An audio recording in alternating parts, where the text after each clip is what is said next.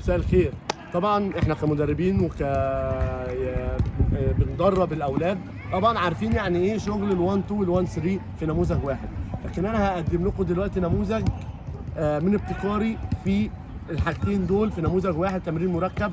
هنشتغل ازاي ال1 2 وفي نفس الوقت بنشتغل ال1 3، وده باذن الله هيكون تمرين انا شايف انه هيبقى افيد. يعني بدل ما اعمل ده لوحده واعمل ده لوحده، لا انا ممكن اعمل ده في الاثنين دول، المهارتين او اللي هي المهاره التكتيكيه اللي هي ال1 2 وال1 3 في نموذج واحد. دلوقتي نقدر نشوفه تمام اهو. ثواني اهو، هنبدا من هناك اهو. ركز بقى عشان انتوا تصوروا يا شباب. يلا ادي 1 1 3 حلو قوي. 1 2 هنا 2 ها، نعمل 1 2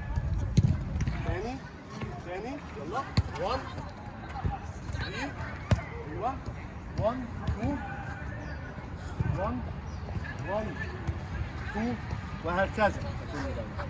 تمام، هو ده كده. دي تمرينه مركبه من ابتكاري، بحيث ان احنا ندخل المهارتين التكتيكيه. يعني هي مهاره تكتيكيه، مش مهاره حاجه، يعني هي مهاره تكتيكيه اللي هي ال1 2 وال1 3. فبدل ما اعمل نموذج لوحده 1 2 ونموذج لوحده 1 3، لا انا دخلت الاثنين في نموذج واحد، وهيبقى افيد للعيبه، وكمان بيفيد اللاعب في انه يشغل مخه اكتر من انه يعمل حاجه واحده بس. شكرا.